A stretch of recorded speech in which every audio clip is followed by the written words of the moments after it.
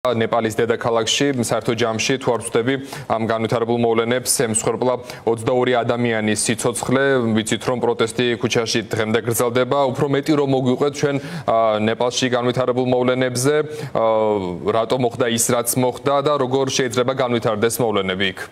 ძალიან კარგი საკითხი, ძალიან საინტერესო საკითხი და კარგი კითხვა.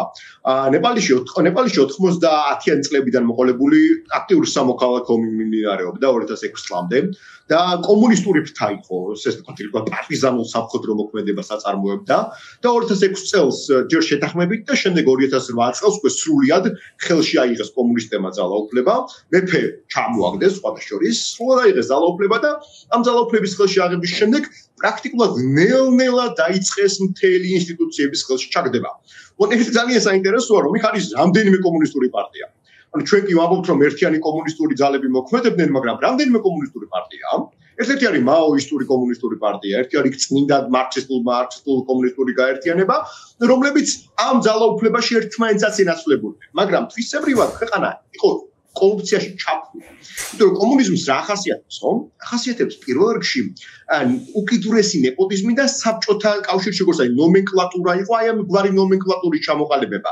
გარკვეული პოლიტიკური, ესე ვთქვათ, ელიტის, რომლებიც მთელ ფინანსურ, მთელ მედია, მთელ ტურისტულ ყველანაირ საშუალებას აკონტროლებდნენ.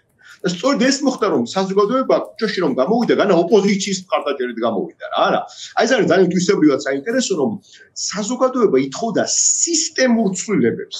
და ამ სისტემური ცვლილებების მთავარი სასახლეთი, ანუ ის რამაც ეს ამ ყველაფრის აალება გამოიწვია, მოხდა ის, რომ ხელისუფლებამ გადაწყვიტა სოციალური მედია საშუალებების დაბლოკა.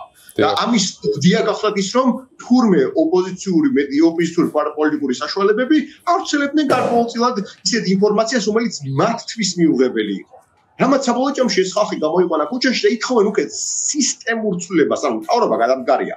მთავრობა გაიქცა. მინისტრები ვიცით რომ ესე ვთქვათ, მათი მინისტრების ნაწილი ლინჩის წესით მოხდა მათი გასამართლება, პარლამენტი ვიცით რომ დაწვეს, სამთავრობო შენობები განადგურდა, პრემიერ-მინისტრის პოზიციაზე ითქვა რომ გარდაცვლილი. ანუ ეს ამბები მოხდა, მაგრამ რასაც ეს ახალგაზრდობა და სხვათა შორის ჯენზი რევოლუცია და შეფასდა ეს რასაც ეს ახალგაზრდობა ითხოვს არის მთლიანად ქვეყანაში იმგვარი სისტემის ცვლილება, რომ კორუფცია ჩამოიშალოს და ახალი უკვე დემოკრატიული ძალები მოვიდნენ წინ და ეს საინტერესო რომ სამხედრო ძალები, რომელიც თავდაპირველად სახელისუფლებო მხარეს იდგნენ, მათ პოზიციები შეიცვალეს და ახლა თავად ისინი ცდილობენ პრეზიდენტთან ერთად, პრემიერი აგაქცეული, პრეზიდენტთან ერთად იმგვარად ჩამოყალიბდეს ეს ქვეყანაში პოლიტიკური ვითარება, რომ შემდგომში რეფორმები და დემოკრატიზაცია მოხდეს და აღარ განმეორდეს მსგავსი, ესე ვთქვათ, პოლიტიკური ვითარება. მაგრამ მოსახლეობაში დიდი რაოდენობით არის აქაც დალექილი იარაღი. ნუ ამის დიალოგის დარეკვა მოხდა ბევრი სხვადასხვა მიზეზის გამო, მაგრამ დალექილი არის იარაღი და აქვე უნდა აღნიშნოთ, რომ არის ორი საგარეო აქტორი მონაწილე ამ პროცესში, ეს არის ჩინეთი, რომელიც მთავრობას უჭერდა მხარს და ინდოეთი, რომელიც აი ამ ასე ვთქვათ, ცდილობდა მთავრობის შეცვლას და შეიძლება ვთქვათ ახალი სისტემის ჩამოყალიბებას. ამიტომაც აქ მომდევნო დღეები იქნება კრიტიკული, მაგრამ მოსახლეობაში აი ის პირველი განწყობა, რომ რაღაცას მიაღწიეს, დამატებითი სტიმული გახდა სწორედაც აქ პროცესების შეცვლისაკენ და მოდით ისიც აღნიშნოთ, რომ მსგავსი ასე ვთქვათ, დაპირისპირებები და სამხედროების ჩარევები და ასე შემდეგ ყოველთვის კარგად არ სრულდება, იმიტომ რომ ჩვენ ვიცით რომ მიანმარში, როდესაც 2021 წელს მოხდა გადატრიალება, მაშინ ხალხი არ უჭერდა ამ გადატრიალებას მხარს, მაგრამ სამხედროებმა მოაწყეს. ამას დღემდე მოხდა, დღემდე მიმდინარეობს იქ სამოქალაქო ომი, რომელშიც ასევე საერთაშორისო მთელი აქტორები არიან ჩარეული და ძალიან მძიმე ვითარება ასევე ამ რეგიონში. და ბოლოს კითხავთ, აი ეს ვნებათა ხელვა, არეულობა რამაც გამოიწვია, ეს დროდადრო გროვდებოდა ეს ბრაზი თუ მომენტალურად ატყდა ასეთი ამბავი და შემდეგ უკვე მოხდა ის რაც თემა სოფლიო მიხილა, ეს ბრაზი რამდენად როგორი იყო ეს ბრაზი, ეს მომენტალურად მოხდა ეს ყველაფერი თუ დროდადრო ამას ჰქონდა რაღაც ტიპის ეტაპები?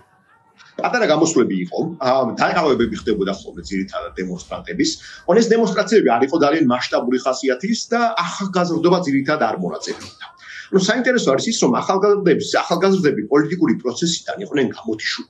ზოგადად, როდესაც ჩვენ ვლაპარაკობთ ავტოკრატიულისკენ მიმართულ რეჟიმებზე, ისინი მეტნაკლებად ყოველთვის ცდილობენ გამოთიშონ ხოლმე ახალგაზრდები პოლიტიკიდან. ანუ განა მაინც და მაინც დაპრესონ და რეპრესია განახორციელონ მათ წინააღმდეგ. არამედ უთხრა რომ მოდი სხვა რამე დაკავდე, სხვა რამე გააკეთე. და საინტერესო არის რომ ტურიზმის სექტორი, რომელიც ერთ-ერთი ყველაზე დიდი და შემოსავლიანი სექტორია, იმიტომ რომ აქ არის სწორედ სოფლიოში ყველაზე მაღალი მთა ევერესტი, ამ სფეროშიც კი ძალიან დიდი კორუფცია გახდა საბოლოო ჯამში ხელისუფლების მხრიდან და ამოსუნთქვის საშუალება ძალიან მცირე იყო ნეპალში გარდა სხვა საკითხებისა, რომელიც გარდა ესე ვთქვათ ეკონომიკური აქტივობები განახორციელებულიყო. და საინტერესოა რომ როდესაც ამ პატარ-პატარა გამოსვლების შედეგად საბოლოო ჯამში არაფერი არ განხორციელდა, იყო სერიოზული იმედგაცრუება როგორც ხელისუფლების მიმართ, ასევე ოპოზიციური პოლიტიკური ძალების მიმართ და ეს ყველაფერი გროვდებოდა დაახლოებით 15-18 წლის განმავლობაში და საბოლოო ჯამში ამის გამოვლენა ვიხილეთ ის რაც მოხდა ამ ბოლო კვირის განმავლობაში. დიდი მადლობა ბატონ გიორგი ჩართვისთვის. პირდაპირ ეთერში გვერდებოდა გიორგი კობერიძე, პოლიტიკის კვლევების ცენტრის ხელმძღვანელი.